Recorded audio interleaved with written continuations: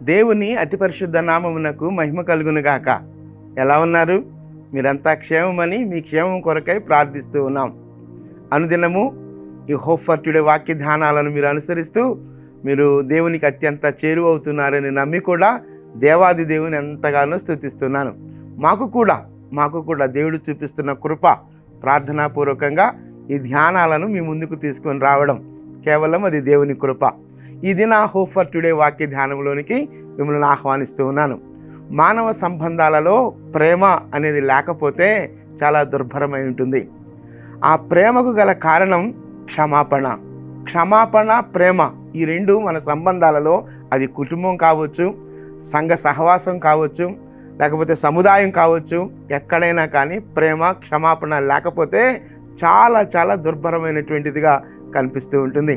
కాబట్టి సామెతల గ్రంథంలో 17వ అధ్యాయం 9వ వచనంలో ఆ మాటను చదువుతున్నాను. సామెతల గ్రంథం 17వ అధ్యాయం 9వ వచనం. ప్రేమను వృద్ధి చేయగోరువాడు తప్పిదములు దాచిపెట్టును. ప్రేమను వృద్ధి చేయగోరువాడు తప్పిదములు దాచిపెట్టును. జరిగిన సంగతి మాటిమాటికి ఎత్తువాడు మిత్రభేదమును చేయును. ప్రేమను వృద్ధి చేయగోరువాడు తప్పిదములు దాచిపెట్టును. ఫర్గివ్నెస్. ప్రేమను వృద్ధి చేయగోరువాడు తప్పిదములు దాచిపెట్టును. ప్రేమను వృద్ధి చేసుకోవడం, అది కుటుంబమైనా సరే, ఒక సముదాయమైనా సరే, మన సహవాసమైనా సరే, మనం ఎక్కడున్నా సరే, ప్రేమను వృద్ధి చేసుకోవాలి అనుకున్నప్పుడు క్షమాపణ అనేది లేకపోతే ప్రేమను వృద్ధి చేసుకోలేం. తమ తప్పిదములు దాచిపెట్టును. అది చాలా ఉన్నతమైనటువంటి అనుభవం. తప్పిదములను దాచిపెట్టడం చాలా గొప్ప అనుభవం, అది గొప్ప లక్షణం. అది తప్పిదములను ఎత్తి చూపడం కాదు, చిన్న చిన్న తప్పిదాలని పెద్దదిగా చేసి చూపించడం కాదు. పెద్ద తప్పిదాలైనా సరే, చిన్న తప్పిదాలైనా సరే, వాటిని దాచిపెట్టడం అది ఉన్నతమైనటువంటి లక్షణం. అలా దాచిపెట్టగలిగిన వాడు ప్రేమను వృద్ధి చేస్తాడు. చిన్న చిన్న విషయాలనే తప్పిదాలను పెద్దగా చేసి చూపించేవాడు ప్రేమను పొందుకోలేడు, క్షమాపణను పొందుకోలేడు, క్షమించలేడు కూడా. అదే అక్కడ ఆ మాటనే మనం అక్కడ గమనిస్తూ ఉన్నాం. జరిగిన దాన్ని పదే జ్ఞాపకం చేసేవాడు మిత్రభేదాన్ని సృష్టిస్తాడు, మిత్రభేదాన్ని కలుగు చేస్తాడు అంటున్నాడు. ఒకసారి మనం క్షమించిన తర్వాత దాన్ని మనం మర్చిపోవాలి. Forgive and forget. మర్చిపోవాలి.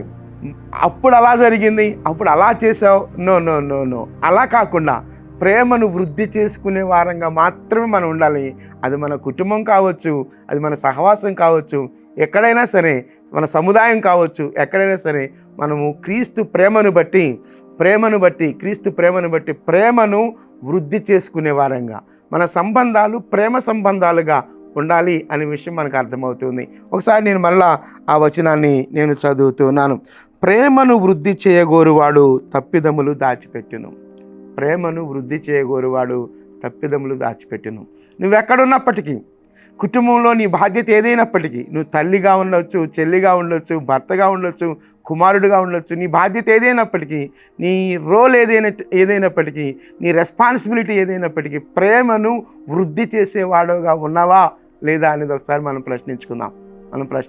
ఆ మాట నేను మరలా చదువుతున్నాను. ప్రేమను వృద్ధి చేయగోరువాడు తప్పిదములు దాచిపెట్టును. జరిగిన సంగతి మాటిమాటికి ఎత్తువాడు మిత్రభేదము చేయును.